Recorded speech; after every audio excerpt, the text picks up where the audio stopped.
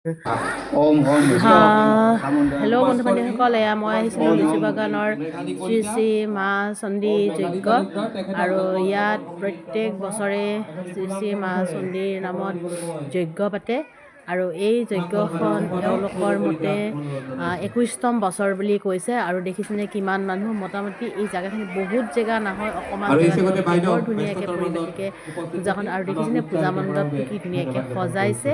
ইয়াত অকল গেন্ধাই ফুলেৰে তেওঁলোকে ধুনীয়াকৈ বনাইছে। আৰু ইয়াতে এয়া পূজা হোম যজ্ঞ চলি আছে। আৰু ময়ো আজি মোটামুটি 3-4 বছৰ মানৰ পৰা এই পূজাখনত আহোঁ। আৰু কিয়নো মোৰ ওচৰৰে মোৰ ফ্ৰেণ্ডজনীৰ ঘৰ এমাকৰ ঘৰ ইয়াতে তেওঁ মোক লগ ধৰে। আৰু পূজা বুলিলে জানেইতো, মোক প্ৰায়ভাগ পূজাত সকলোৱে দেখা পায়। মই পূজা বুলিলে খুব ভাল পাওঁ আহি। আৰু ময়ো তেনেকৈ এই শ্ৰী শ্ৰী মা চণ্ডী যজ্ঞৰ দিনাখন ৰাতিপুৱাই আহিলোঁ। আহি ইয়াতে পূজাৰ লগত অকণমান ব্যস্ত হ'লোঁ। আৰু দেখিছেনে এয়া চাওক কি ধুনীয়াকৈ সজাইছে বেৰখন। আৰু ইয়াতে মন্ত্ৰযজ্ঞ চলি আছে।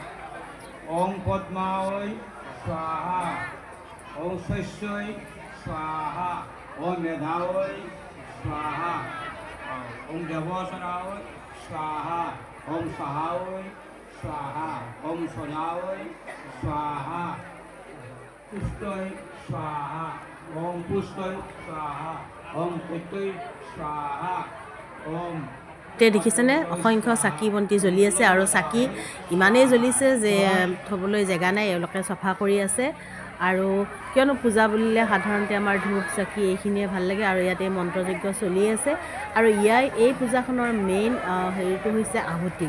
আৰু যিসকলে চাগে আহুতি দিয়ে তেওঁলোকে জানে, এয়া আহুতি দিবৰ কাৰণে সকলো মানুহ ৰখি আছে। তেওঁলোকে বহি আছে, কাৰণ কিয় হোম পূৰা হোৱাৰ পিছতে আহুতি দিব। আৰু আহুতিটো দিয়ে তেওঁলোকে এটা নাৰিকল ৰঙা কাপোৰত বান্ধি ধুনীয়াকৈ ঘিউত লেটিয়াই জুইত আহুতি দিয়ে।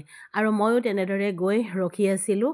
আৰু পূজা বুলিলে মই কৈছোঁ নহয় আপোনালোকক বহুত ভাল লাগে। আৰু মণ্ডপটো খুবেই ধুনীয়া হৈছে, ইমান ধুনীয়াকৈ সজাই তুলিছে। আৰু তেওঁলোকৰ ইয়াত মোটামুটি 2000ৰ ওপৰত মানুহ হয়। আৰু তেওঁলোকৰ ভোগ খিচাৰি আছে। আৰু পূজা পাৰ্বণতো জানেই ন থাকিলে। আৰু মই এনেকৈ একপি ফটো নুঠাকৈ থাকিব নোৱাৰোঁ। তাৰপাছত যেতিয়া মানুহৰ হোম হৈ যোৱাৰ পিছত যেতিয়া মানুহৰ ভিৰ ভাৰ কমিলে, মই তেনেকৈ গোটেই মণ্ডপটোলৈ ফটো একপি উঠিলোঁ আৰু নিজকে ভিডিঅ' আকাৰে বনাই। আৰু ইয়াতে মানুহৰ এতিয়া মোটামুটি আহুতি দিয়াৰ পিছত সকলো মানুহ খাবলৈ গৈছে। আৰু মই আহুতি দি উঠি অকণমান ভিডিঅ' এটা কৰিলোঁ। আৰু ইয়াত বহুত মানুহ গোট খাই বহুত দূৰ দূৰণিৰ পৰা আহে। তেওঁলোকে এনেকৈ ধুনীয়াকৈ নিৰিবিলিকৈ পূজাখন পাতে। আৰু বিশেষ হাই উৰুমি একো নাই। আৰু মেইনলি আহিয়ে ভাল লাগিছিলে, জুবিন দাৰ ফটোখন তেওঁলোকে গেটৰ সন্মুখতে ৰাখিছিলে। ময়ো আহি প্ৰণাম জনালোঁ। আৰু মই তেওঁলোকৰ বেনাৰখনলৈ ওচৰলৈ আহিলোঁ। আৰু এওঁলোকৰ কি এতিয়া মানে যজ্ঞ শেষ হোৱাৰ পিছত গধূলি এওঁলোকে আকৌ নাগাৰা নামৰ ব্যৱস্থাও কৰিছে। যদি কোনোবাই এই যজ্ঞত আহিম বুলি ভাবি আছে, আপোনালোকে আহিব পাৰে। এওঁলোকৰ প্ৰত্যেক বছৰে হয়। আৰু এওঁলোকৰ ইয়াতে কিবা এটা বিপদ বিঘিনি চলি হৈছিলে, তেতিয়াৰ পৰা তেওঁলোকে এই 21তম বছৰলৈকে তেওঁলোকে যজ্ঞখন পাতিছে। আৰু এই যজ্ঞত তেওঁলোকৰ ঘৰৰ ওচৰৰ সকলো মানুহ আহে। আৰু দেখিছেনে এয়া আহুতি দিলে, এয়া ময়ো প্ৰণাম জনালোঁ। আৰু এই মণ্ডপৰ ভিতৰতে বাইদেউ এজনীয়ে আমাক নিৰ্মালি আৰু ফুটটো দি দিলে, হোমৰ ফুট ল'লোঁ। আৰু বাইদেউজনী থিয় হৈ আছিলে। আৰু মানুহখিনি প্ৰায় কমি যোৱাৰ পিছত ভিতৰত শান্তিপূৰ্ণভাৱে এই নিৰ্মালি ল'লোঁ। আৰু মই বাইদেউৰ লগত ফটো একপি উঠিম বুলি ৰেডি কৰি বাইদেউক ফটো উঠিলোঁ। আৰু বাইদেৱে খুব ধুনীয়াকৈ আমাক মাহ প্ৰসাদ নিৰ্মালি ফুট দিলে। আৰু এই সকলোবোৰ তেওঁলোকে গোটেই দিনটোৰ পৰা ৰাতিপুৱাৰ পৰা একদম ৰাতিলৈকে নিয়াৰিকৈ পালন কৰে। আৰু গধূলি তেওঁ কৈছে নাগাৰা নাম আছে, আহিবা।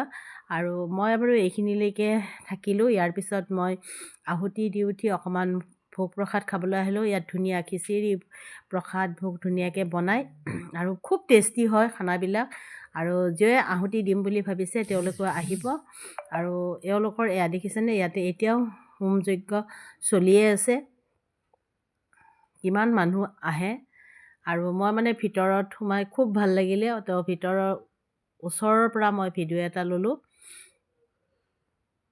আৰু পূজা বুলিলে য'তেই নহওক কিয় মই মানে ঢাপলি মেলি যাওঁ আৰু ভাল লাগে গোটেই বছৰটোৰ কাৰণে বিপদ বিঘিনি দূৰ হওক বুলি মাৰ নামত প্ৰণাম জনাই ঘৰখনৰ মংগলৰ কাৰণে আপোনালোকৰ ৰাইজৰ মংগলৰ কাৰণে প্ৰণাম জনাই আহিলোঁ।